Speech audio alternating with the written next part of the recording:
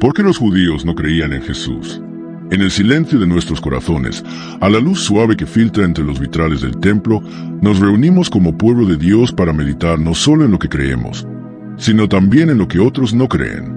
Y no con juicio, ni con reproche, sino con profundo respeto, con amor y con deseo sincero de comprender. Hoy nos enfrentamos a una de las preguntas más antiguas, más delicadas, más cargadas de historia y de dolor. ¿Por qué los judíos no creyeron en Jesús como el Mesías? Es una pregunta que ha resonado a lo largo de los siglos y que ha sido muchas veces mal respondida. Ha sido usada como justificación para la persecución, para la exclusión, incluso para el derramamiento de sangre. Pero nosotros no estamos aquí para repetir errores.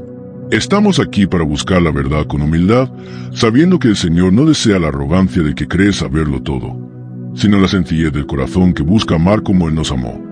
Para comprender esta cuestión, debemos volver más de 2000 años atrás, al corazón del antiguo Israel, al polvo de los caminos de Galilea, a la tensión de una tierra oprimida por Roma, y al fervor de un pueblo que esperaba redención. Jesús de Nazaret nació en un mundo profundamente judío. Su lengua, su cultura, su espiritualidad, su escritura, todo lo que fue y todo lo que dijo estaba empapado del alma de Israel. Era un hombre de su tiempo, sí, pero también era el Eterno hecho carne, y vino, como él mismo dijo, a las ovejas perdidas de la casa de Israel. En aquel tiempo, el pueblo judío vivía bajo el yugo romano. Esperaban con ansias al Mesías prometido por los profetas, al libertador ungido de Dios, al descendiente de David que restauraría el reino.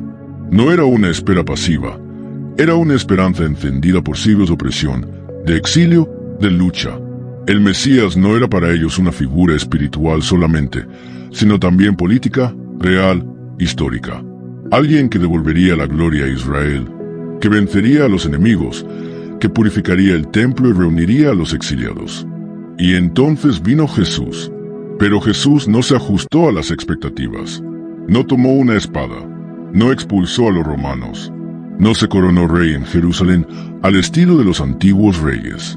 En lugar de eso, habló de perdón, de amar al enemigo, de pagar impuestos al César, de poner la otra mejilla, de un reino que no era de este mundo. ¿Podemos culpar a los judíos por no reconocer en el Mesías? ¿No habríamos nosotros mismos dudado si lo que veíamos no coincidía con lo que esperábamos? Porque Jesús rompió esquemas. No vino como un conquistador, sino como un siervo. No se impuso, sino que se entregó. No destruyó el templo romano, sino que dejó que destruyeran su propio cuerpo, templo vivo de Dios. Muchos judíos esperaban señales concretas del Mesías, que reconstruyera el templo, que trajera paz al mundo, que hiciera que toda la humanidad adorara al Dios de Israel. Y Jesús no cumplió con estas señales, al menos no en el modo que ellos esperaban. Porque su reino comenzó como una semilla que aún crece, que aún está germinando en el mundo. Además, Jesús se enfrentó a los líderes religiosos de su tiempo.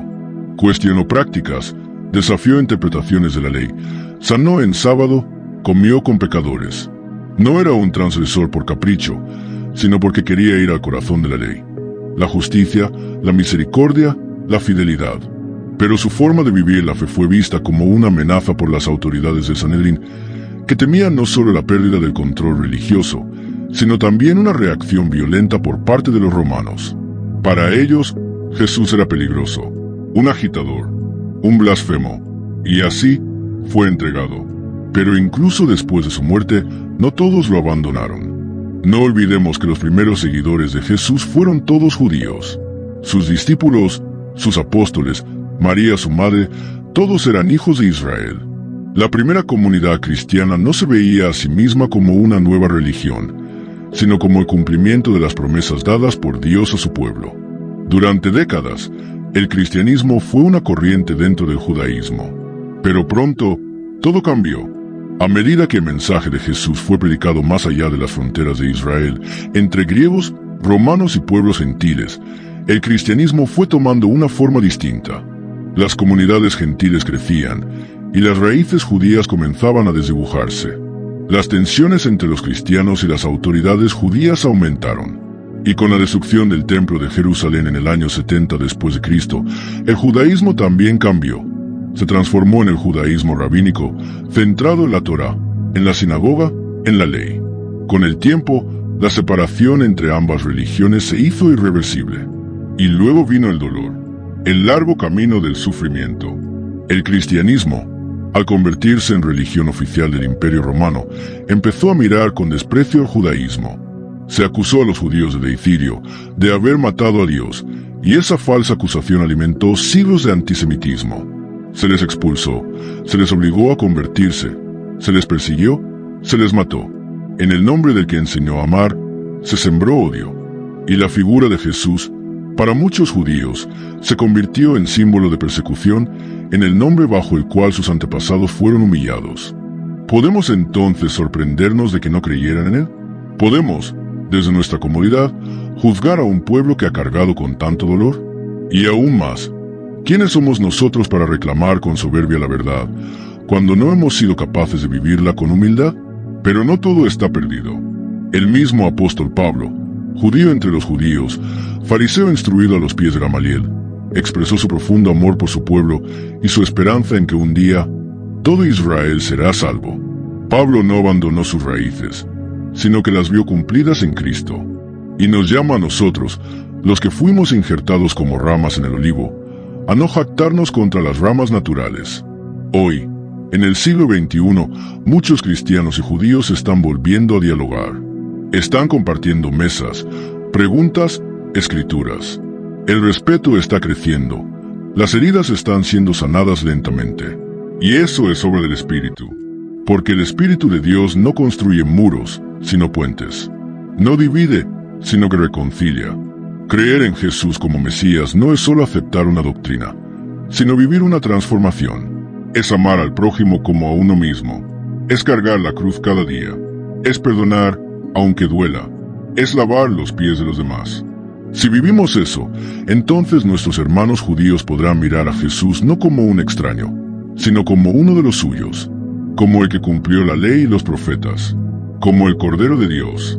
No estamos aquí para forzar conversiones, ni para imponer credos. Estamos aquí para testimoniar con nuestra vida, para encarnar el Evangelio con nuestras obras, para amar como Él nos amó. Y tal vez, solo tal vez, si vivimos así, algún día podamos decir juntos, como un solo pueblo, bendito el que viene en nombre del Señor. Pero, ¿cómo vivir este amor, esta esperanza, en un mundo herido por la división? ¿Cómo ser instrumentos de reconciliación en medio de heridas tan antiguas, tan profundas? Comienza, como siempre, en el corazón. Comienza en la oración. En ese diálogo silencioso entre el alma y su Creador, donde podemos confesar nuestro pecado colectivo, el pecado del desprecio, de la indiferencia, del orgullo espiritual. Porque no basta con reconocer el error histórico, debemos dejar que ese reconocimiento nos transforme, que nos vuelva más humildes, más atentos, más abiertos al misterio del otro. Y el pueblo judío es, para nosotros, un misterio sagrado. No solo porque fueron los primeros en escuchar la voz del Señor, no solo porque nos dieron las Escrituras, los profetas, la alianza, sino porque siguen siendo parte del plan de Dios. Como dice el apóstol Pablo en su carta a los romanos, los dones y el llamado de Dios son irrevocables, Roma 11,29. Dios no ha desechado a su pueblo. Al contrario, camina con él, lo sostiene, lo guía. En esta luz, debemos repensar la manera en que hablamos de los judíos en nuestras iglesias, en nuestras catequesis, en nuestras liturgias. Debemos revisar con honestidad si nuestras palabras transmiten amor o juicio, si reflejan la buena noticia del Evangelio o las sombras de un pasado que aún necesita redención. Y debemos también escuchar, porque en el corazón del judaísmo hay una sabiduría milenaria, un amor profundo por la palabra, una fidelidad admirable a la oración, al estudio, a la comunidad. Podemos aprender mucho si nos acercamos no como maestros, sino como discípulos. No como quienes tienen la verdad, sino como quienes buscan caminar en la verdad junto con otros. Este camino no borra nuestras diferencias. Los judíos no creen que Jesús sea el Mesías. Nosotros sí. Esta diferencia es real, y debemos nombrarla con honestidad. Pero no debe ser una barrera infranqueable, sino una oportunidad de encuentro. Porque en el respeto a la diferencia se prueba el amor verdadero. Un amor que no necesita que el otro piense igual para ser valioso. Un amor que no teme al diálogo, porque confía en que toda verdad, venga de donde venga, proviene de Dios. Jesús mismo nos enseñó a mirar más allá de las etiquetas. Cuando sanó al siervo del centurión romano, cuando habló con la samaritana junto al pozo, cuando tocó al leproso, cuando defendió a la adúltera, siempre veía el corazón. Siempre encontraba la imagen de Dios donde otros veían solo el otro, el pecador, el enemigo. Hoy, Él nos llama a hacer lo mismo. Y quizás uno de los llamados más profundos de nuestro tiempo es justamente este: sanar la relación entre cristianos y judíos. No por estrategia, ni por conveniencia, sino por fidelidad al Dios de la historia. Por obediencia al mandamiento mayor: amar a Dios con todo el corazón y al prójimo como a uno mismo. Porque ¿quién es más prójimo que aquel que comparte con nosotros la raíz de la fe? Este trabajo de reconciliación ya ha comenzado. En el siglo XX, después del horror del Holocausto, una herida tan inmensa que aún no podemos comprenderla del todo, muchas iglesias comenzaron un proceso de revisión profunda. El Concilio Vaticano II, con la Declaración Nostra Aetate, marcó un antes y un después. Allí, la Iglesia Católica reconoció con claridad que los judíos no deben ser considerados como reprobados por Dios, ni malditos. Se repudió toda forma de antisemitismo. Se abrió una nueva puerta. Desde entonces, muchas comunidades cristianas han seguido ese camino. Se han creado comisiones de diálogo judeo-cristiano, encuentros interreligiosos, colaboraciones académicas y pastorales. Líderes judíos y cristianos han escrito cartas juntos, han orado juntos, han caminado juntos. Pero este camino no es solo para teólogos o líderes.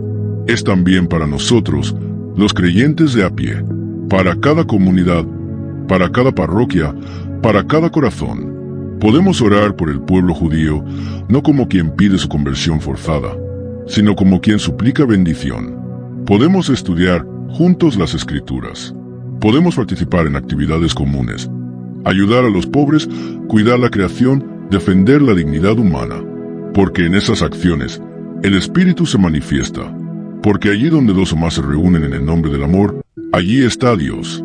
Y si algún día llega el momento en que los ojos de Israel vean en Jesús al Mesías, no será por presión humana, sino por la acción del Espíritu. Será un don, un misterio, como todo en el reino. Hasta entonces, nosotros seguimos sembrando, seguimos caminando, seguimos esperando, con respeto, con amor, con esperanza, que nunca más el nombre de Jesús sea usado para dividir, sino para unir, que nunca más se invoque su cruz como espada, sino como puente, que podamos vivir de tal modo que, al mirarnos, nuestros hermanos judíos vean el rostro de un judío, Jesús de Nazaret, y que en ese rostro, tal vez, algún día, reconozcan al Hijo de David, al Mesías de Israel, al Salvador del mundo.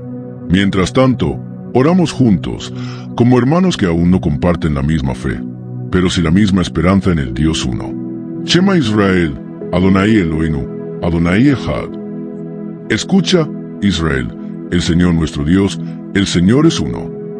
Y que ese uno, el Dios de Abraham, de Isaac y de Jacob, el Dios de María y de Jesús, nos lleve por caminos de justicia, de paz y de reconciliación. Amén. Y con esto llegamos al final de este video. Gracias por acompañarnos hasta el final de este mensaje.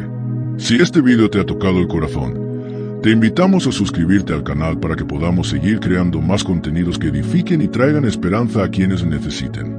Al hacerlo, también nos ayudas a alcanzar a más personas que quizás estén librando batallas silenciosas como la que hoy hemos compartido. Déjanos tus comentarios. Queremos leerte, saber cómo este mensaje ha impactado tu vida o simplemente saludarte. Tu testimonio puede ser luz para otros. Esperamos de todo corazón que este video te haya aportado algo valioso, que te haya levantado, fortalecido o al menos recordado que no estás solo. Gracias por regalar parte de tu tiempo para escuchar. Sin más, que el Señor esté contigo y te bendiga abundantemente. Que su paz inunde tu corazón y su amor fortalezca cada paso que des. Que su luz ilumine tu camino en los momentos de oscuridad y su gracia te sostenga siempre. Que el Espíritu Santo te guíe con sabiduría y te llene de esperanza renovada. Y que en cada instante sientas la presencia viva de Dios acompañándote, protegiéndote y amándote sin condiciones.